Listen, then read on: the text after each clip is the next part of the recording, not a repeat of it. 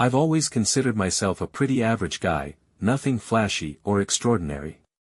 My name's Mark, and at 38, I've built a comfortable life as a marketing consultant. My wife, Emily, is 36 and works as a human resources manager for a mid-sized company. We've been married for 12 years, and for the most part, things have been steady. Not perfect, what marriage is, but good enough that I never imagined it could fall apart. Emily and I met in our mid-20s at a mutual friend's housewarming party. She was sharp, funny, and confident in a way that drew everyone to her. I'd like to think I had my charm too, but she always joked that she was the one who decided we'd end up together.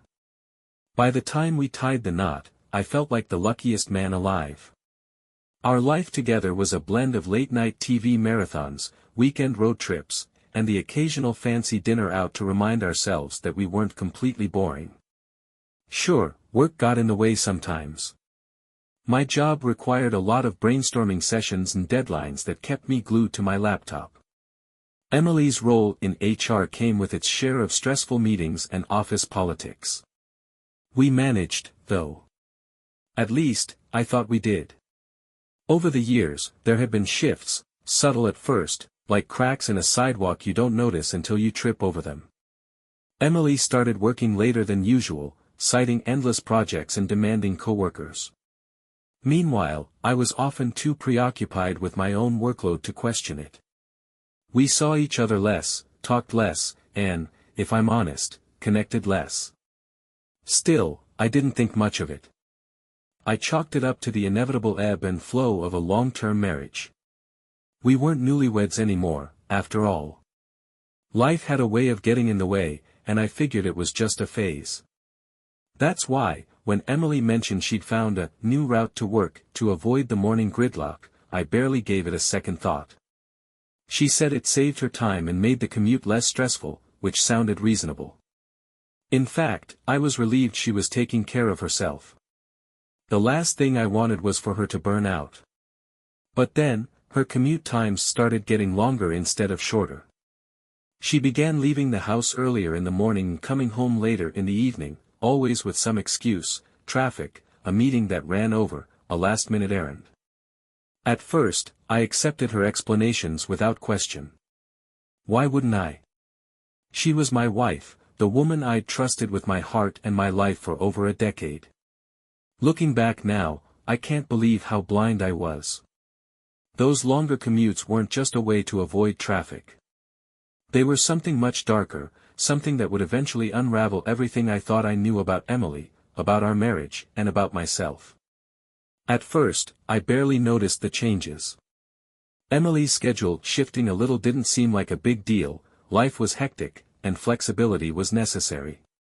She mentioned a new route casually one morning over coffee, saying something about how it avoided a stretch of road notorious for bottlenecks.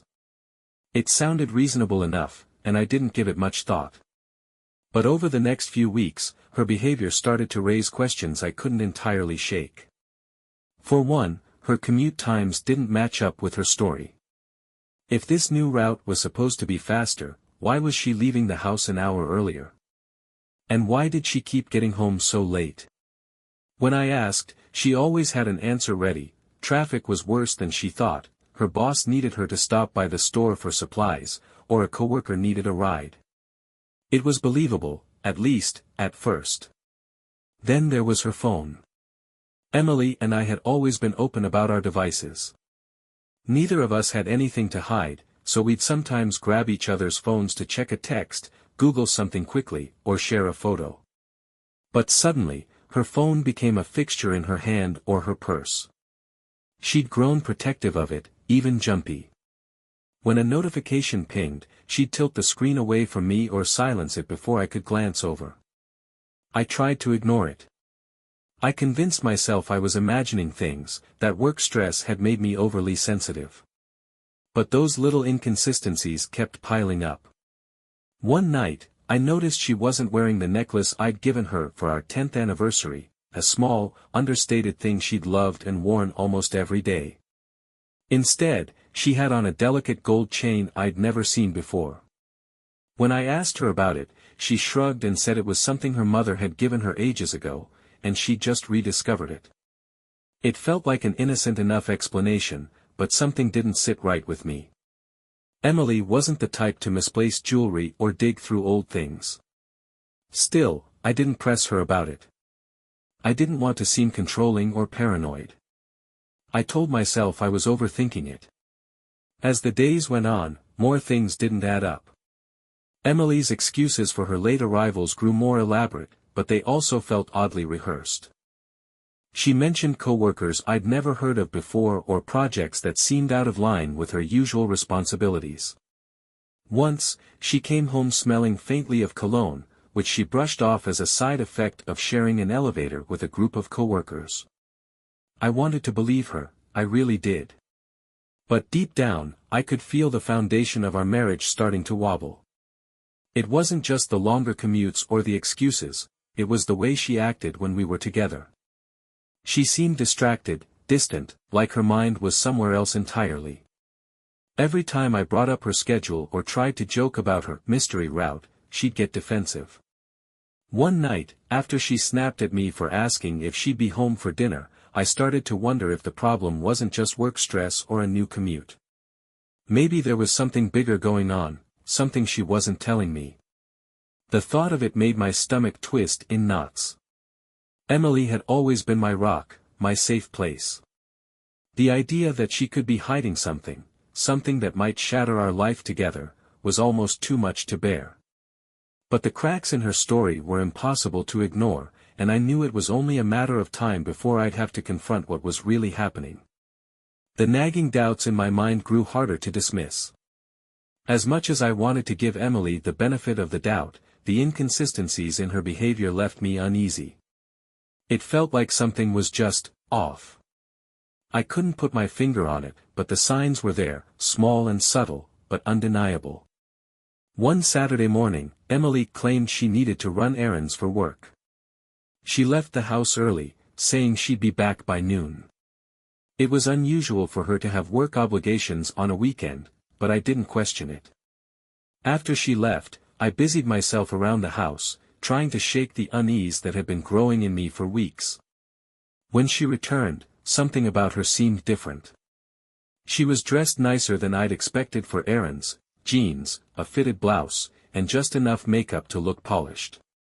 She brushed it off, saying she'd run into a coworker and decided to grab coffee.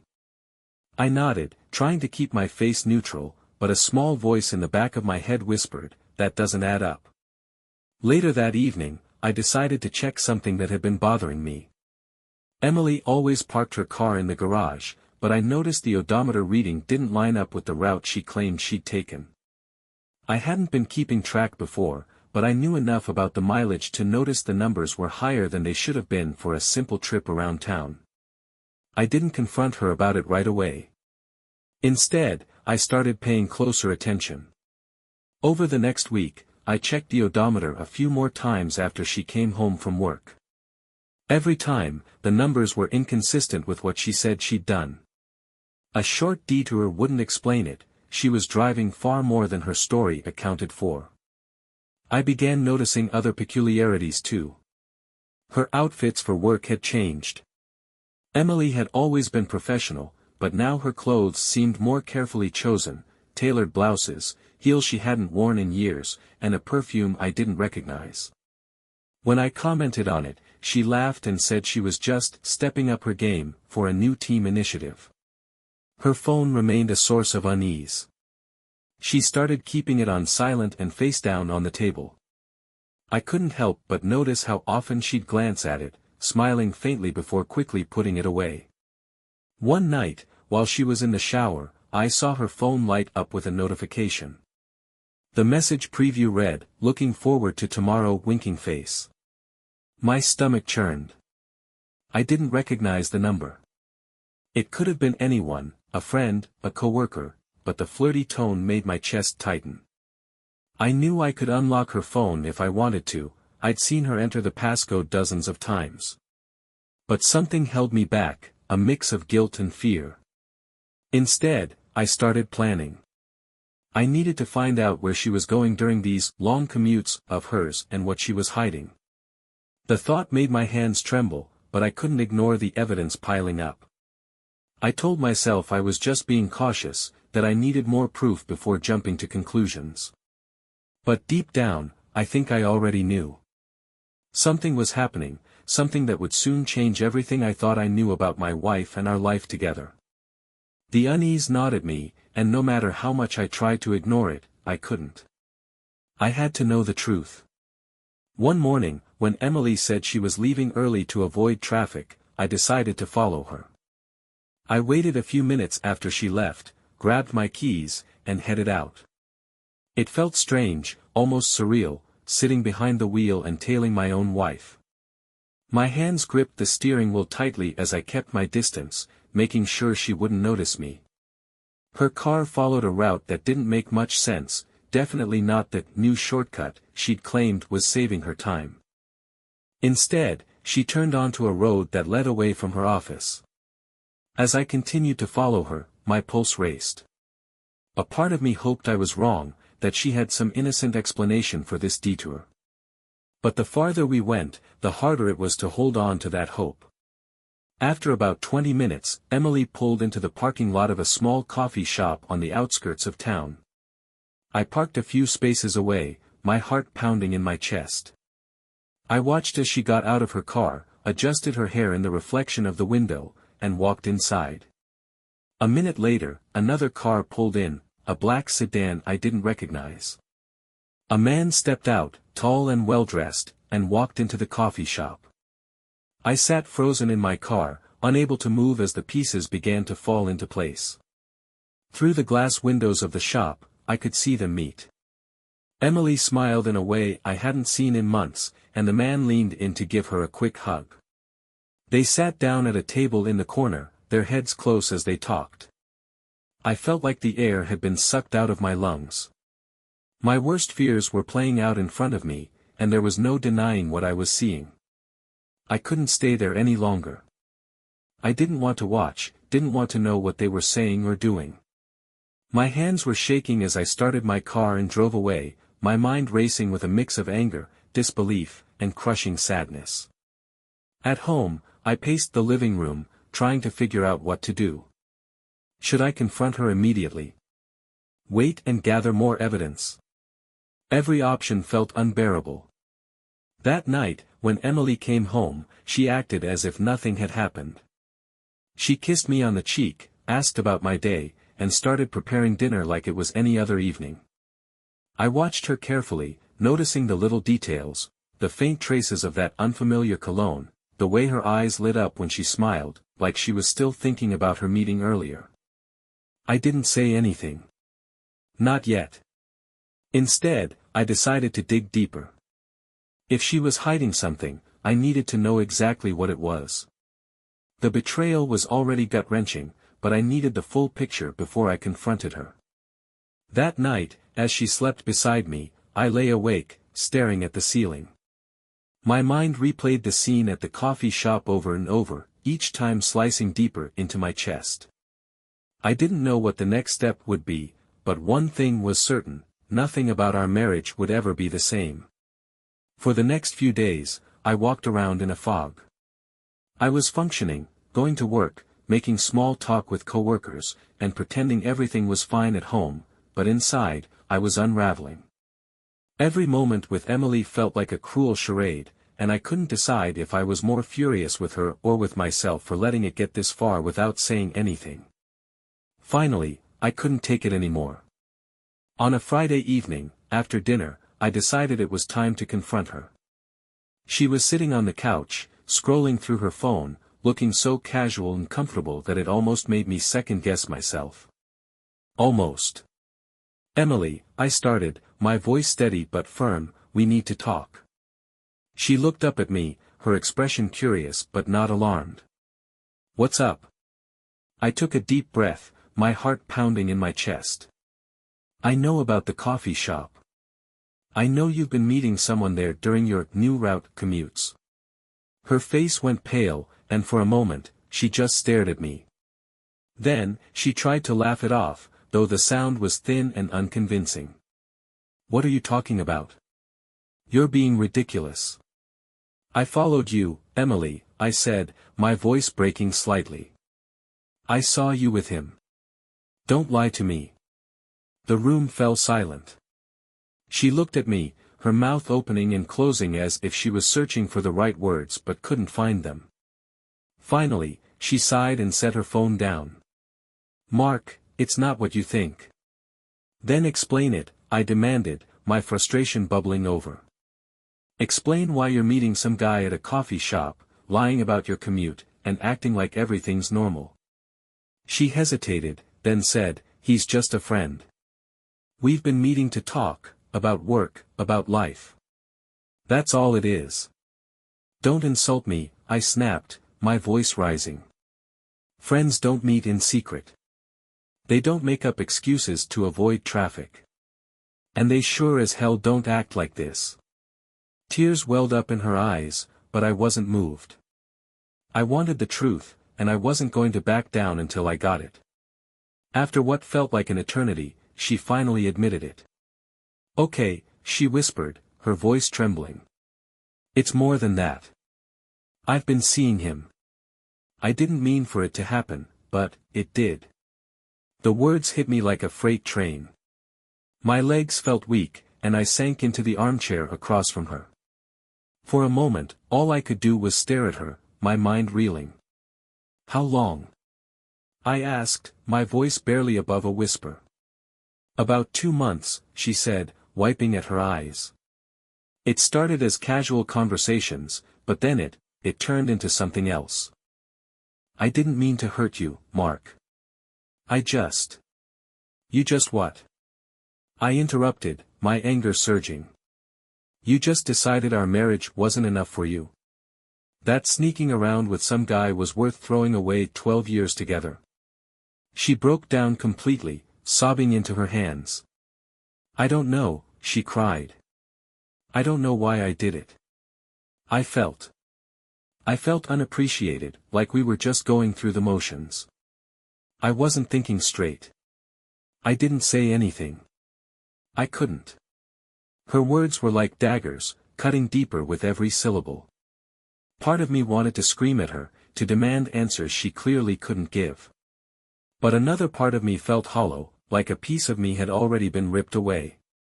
The rest of the night passed in a blur. I couldn't look at her, let alone speak. She kept apologizing, begging me to listen, but her words felt meaningless. I needed time to process, to figure out what I was going to do next. When I finally went to bed, I knew one thing for certain: the woman I thought I knew, the life I thought we had, was gone. And I wasn't sure if I'd ever be able to forgive her. The days following Emily's confession were some of the darkest I've ever experienced. The house, once a place of comfort and love, now felt cold and suffocating. Every corner seemed to hold a memory of us, a reminder of what we used to have and what I wasn't sure could ever be repaired. Emily tried to make amends. She apologized constantly, leaving notes for me to find, sending me texts throughout the day, and even cooking my favorite meals, something she hadn't done in months. But none of it felt genuine. Her actions seemed more like damage control than a real effort to fix what she had broken. I threw myself into work, desperate for a distraction. It wasn't much help. I'd sit at my desk, staring at my computer screen, replaying her confession over and over in my mind. The details haunted me, her excuses, the way she'd hidden everything so easily, the ease with which she'd lied to my face. Nights were the worst. I'd lie awake, listening to the sound of her breathing next to me, wondering how she could sleep so peacefully while I felt like I was falling apart.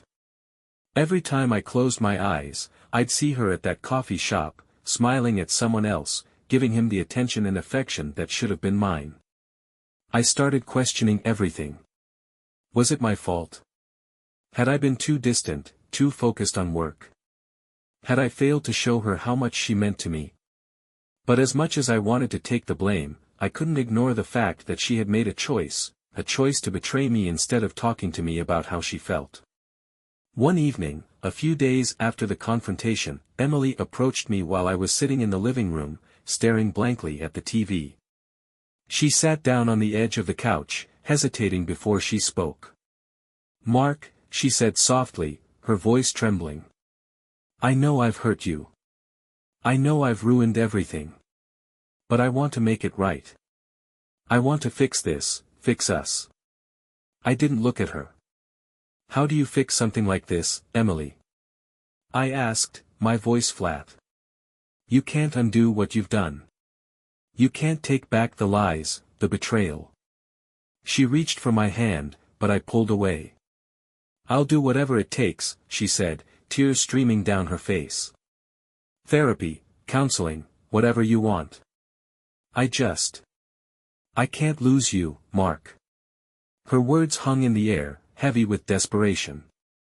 Part of me wanted to believe her, to cling to the hope that we could somehow rebuild what we'd lost. But another part of me, the part that had been shattered by her betrayal, couldn't see a way forward. "I need time," I said finally, standing up and walking toward the bedroom. "I can't give you an answer right now. I don't even know how I feel anymore." That night, I slept in the guest room for the first time since we'd moved into the house. It felt like a symbolic separation, a way to put some distance between us, both physically and emotionally. As I lay there in the unfamiliar bed, staring at the ceiling, I realized something important. No matter what happened next, things would never go back to the way they were. Our marriage, our life together, it had been irrevocably changed. And whether we could salvage anything from the wreckage was a question I didn't yet have an answer to. Over the next few weeks, Emily made every effort to show me she was serious about repairing our marriage. She found a counselor who specialized in infidelity and asked if I'd be willing to go to sessions with her. Reluctantly, I agreed. I wasn't convinced therapy could fix what felt like a fundamental betrayal, but I figured it was worth trying, if only to see if there was anything left to save. Our first session was awkward, to say the least. We sat on opposite ends of a couch in the therapist's office, barely looking at each other. The therapist, a soft-spoken woman named Dr. Karen, started by asking us to share why we were there. Emily went first.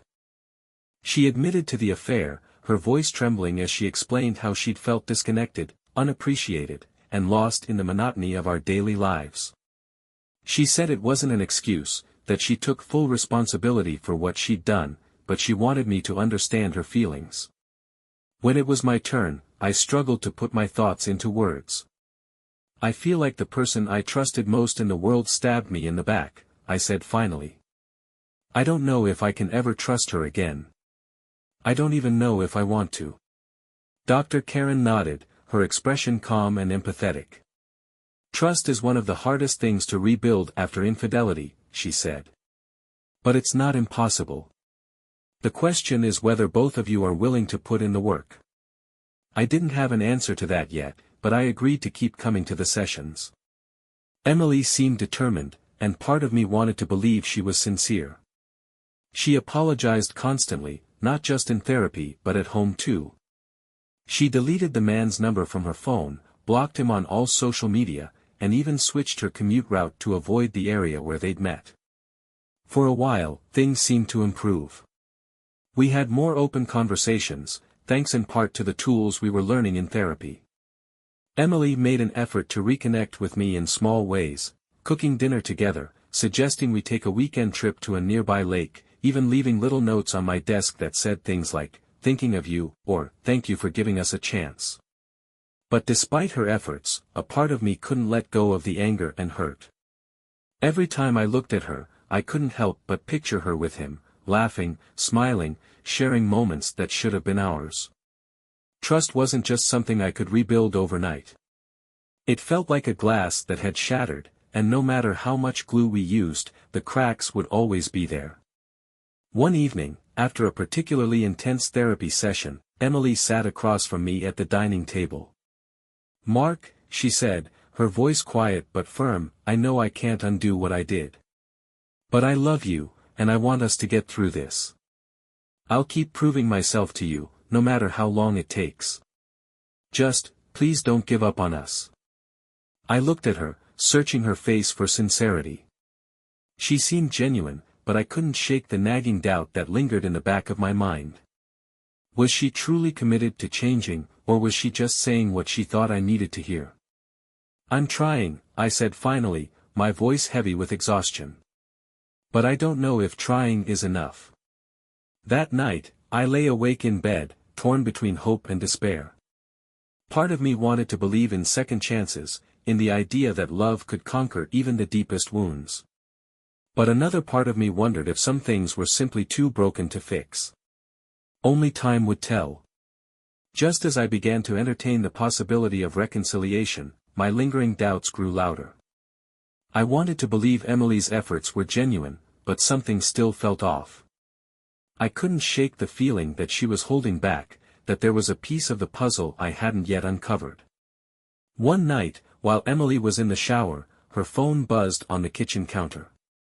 My heart sank as I glanced at the screen and saw a notification from a number that wasn't saved in her contacts. "I miss you. Can we talk soon?" It felt like déjà vu, the same sinking sensation I'd had when I first realized something was wrong. My hands trembled as I stared at the screen, the weight of the message crushing any hope I'd managed to build over the past few weeks. When Emily came out of the shower, I confronted her immediately. "Who is this?" I demanded, holding up her phone. She froze, her expression shifting from confusion to panic. "Mark, it's not what you think," she said quickly, reaching for the phone. "Don't," I snapped, pulling it away. "Don't you dare lie to me again." "Who is this, Emily?" She hesitated, her face pale and her eyes wide. It's him," she admitted, her voice barely above a whisper. Her words hit me like a physical blow. "Are you serious?" I said, my voice rising.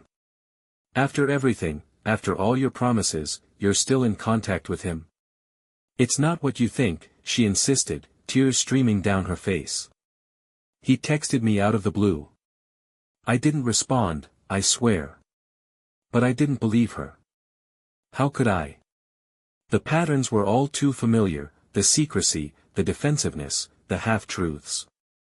It was as if every step forward we'd taken was wiped away in an instant. "You promised me," I said, my voice trembling with anger and pain.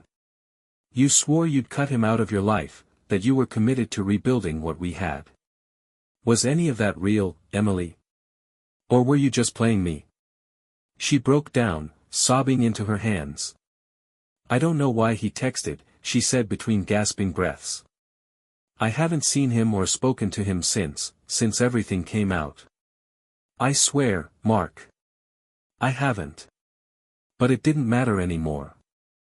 Whether or not she was telling the truth, the damage was done. The message had reopened the wound I'd been trying so hard to heal, and I knew I couldn't keep living like this, constantly questioning, doubting, and waiting for the next betrayal to drop. "I can't do this," I said finally, my voice hollow. "I can't live like this, Emily. The trust is gone, and I don't think it's ever coming back."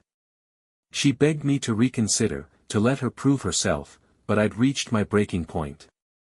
I packed a bag that night and left the house, driving aimlessly for hours before finally checking into a cheap motel. Lying on the stiff mattress, staring at the cracks in the ceiling, I felt a strange sense of clarity. As much as it hurt to leave, I knew it was the right decision. I couldn't keep sacrificing my own peace of mind for the faint hope that things might one day go back to the way they were. The next morning, I called a lawyer. It was time to end this chapter of my life and start figuring out what came next.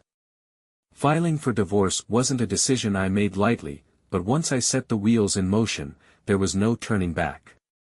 When I informed Emily, the conversation was predictably emotional.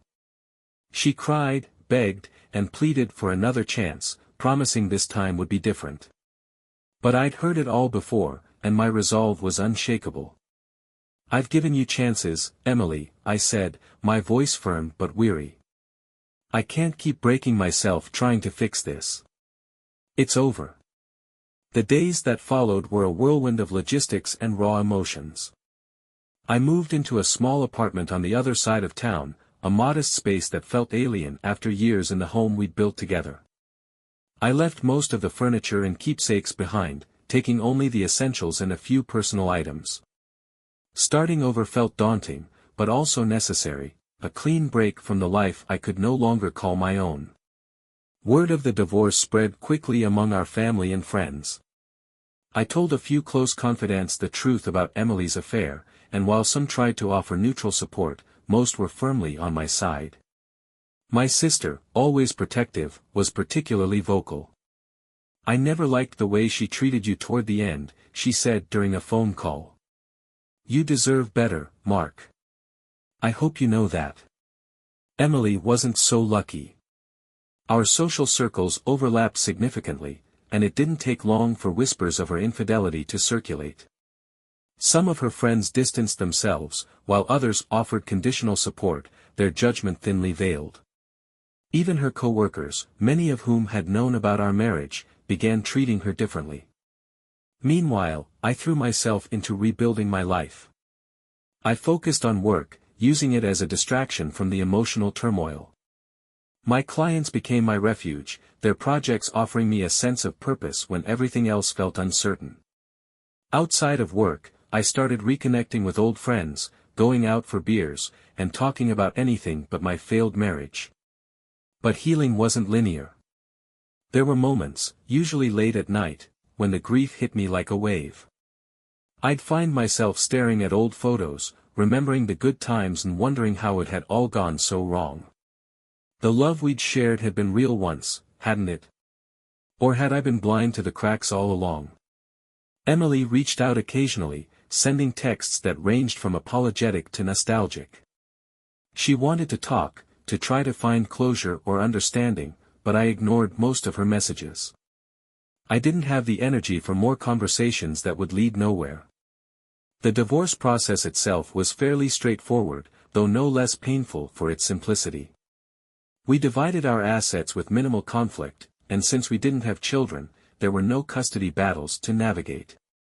Still, signing the final paperwork felt like a punch to the gut. When it was over, I sat in my car for a long time, staring at the signed documents.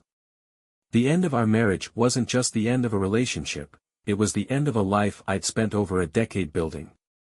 But as painful as it was also a beginning, a chance to rebuild, to rediscover who I was outside of Mark and Emily.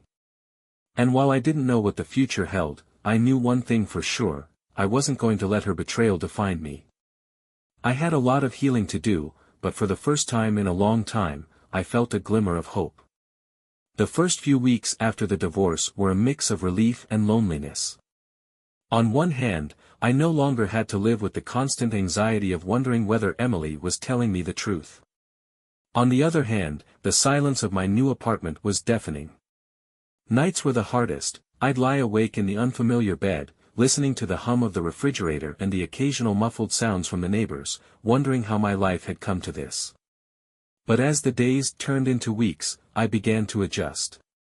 I focused on creating a routine to keep myself grounded.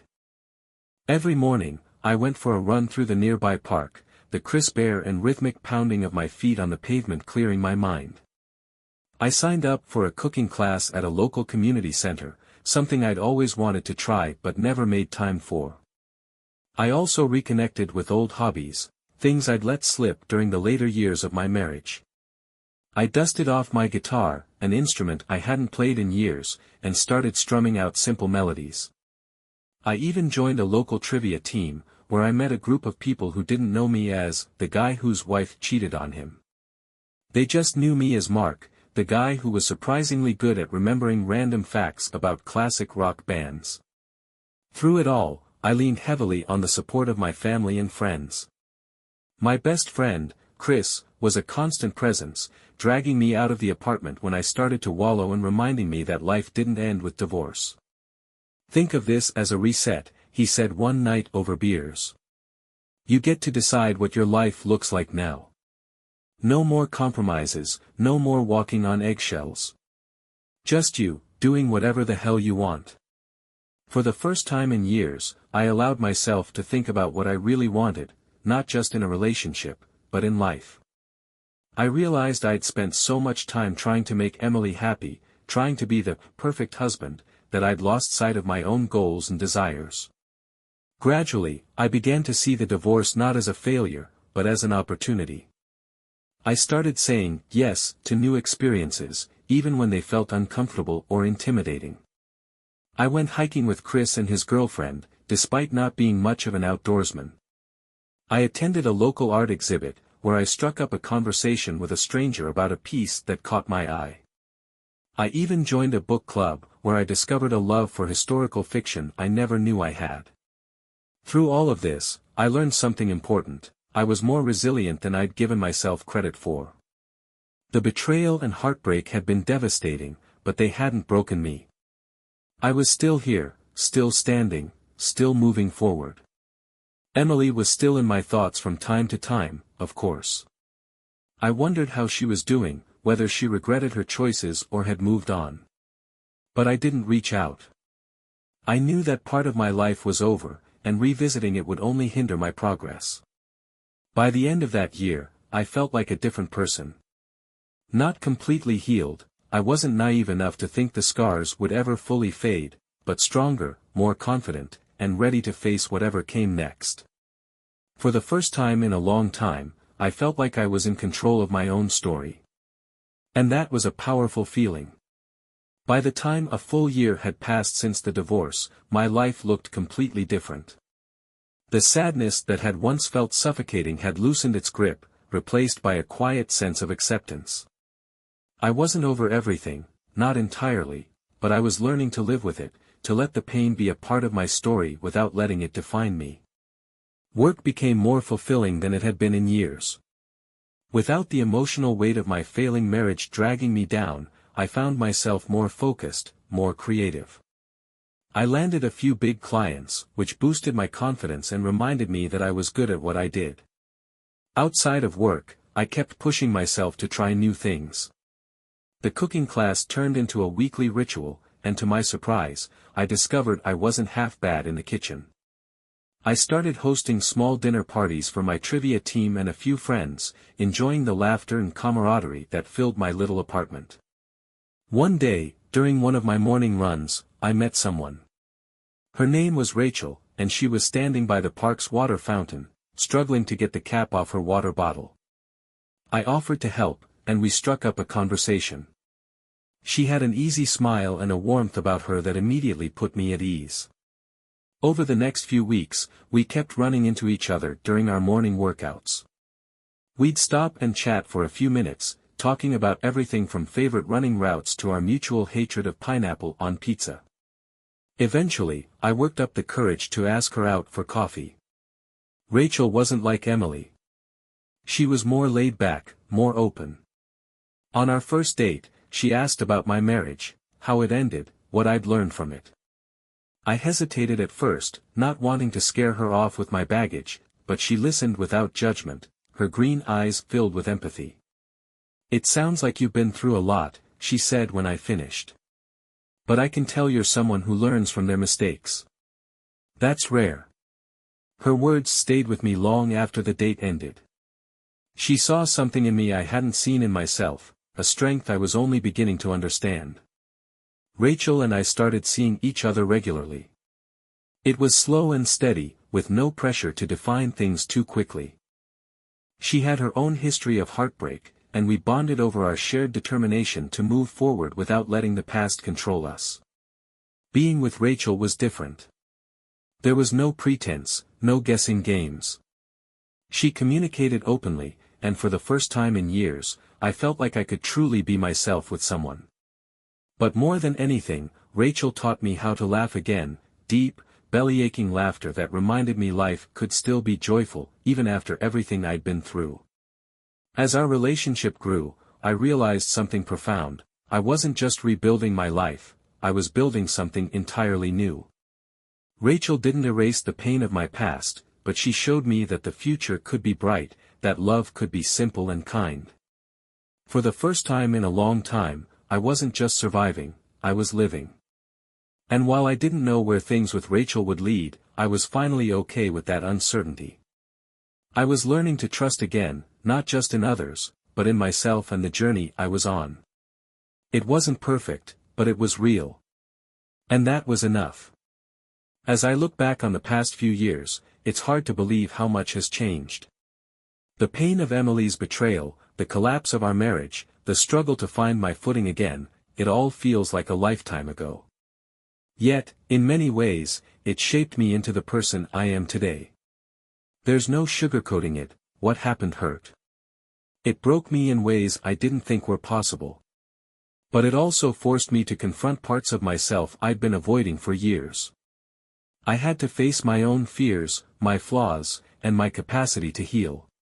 One of the most important lessons I've learned is that trust is the foundation of any relationship, and without it, nothing else matters. I used to take trust for granted, assuming it was unshakable once earned. Now, I understand that trust is something you have to nurture, protect, and honor every single day. I've also learned the value of open communication. With Rachel, I've made a conscious effort to speak up about my feelings, even when it's uncomfortable. We've had difficult conversations, but they've always brought us closer. I'm no longer afraid of being vulnerable, because I know that true connection comes from honesty and authenticity. Reflecting on my time with Emily, I realize now that our relationship had been unraveling long before the affair. We stopped prioritizing each other, stopped making the effort to truly connect. That doesn't excuse what she did, but it does give me clarity about where things went wrong. I don't hold any bitterness toward Emily anymore. For a long time, I was consumed by anger and betrayal, but I've come to see that carrying that weight only hurt me. Letting go of the resentment was like unclenching a fist I didn't even realize I was holding. I've also forgiven myself. For the longest time, I blamed myself for what happened, thinking I wasn't enough, that I should have seen the signs sooner. But I've come to understand that no one is perfect, and no relationship is without its challenges. I did the best I could with what I knew at the time, and that's all anyone can ask. Today, my life is full of things I never imagined would bring me happiness. I've built a career I'm proud of, rediscovered passions I'd long forgotten, and formed meaningful connections with people who truly care about me. And Rachel? She's become an integral part of my life, someone who brings out the best in me and reminds me that love doesn't have to be complicated. Whether our relationship lasts a year or a lifetime, I'm grateful for what we have now, a partnership built on respect, trust, and mutual care. If there's one piece of advice I'd give to anyone going through something similar, it's this: pain is temporary, but growth is permanent. Allow yourself to grieve, to feel every emotion fully. But don't let it define you. Use the experience to learn, to grow, and to become the best version of yourself. Life doesn't always go the way we plan, and sometimes it takes falling apart to find out what truly matters. For me, the betrayal that once felt like the end of the world turned out to be a new beginning. And while the road to healing wasn't easy, it was worth every step. As I sit here now, writing these words, I feel at peace. The past will always be a part of me, but it no longer holds me back. I'm looking forward, ready to embrace whatever comes next. And for the first time in a long time, I feel like I'm exactly where I'm supposed to be.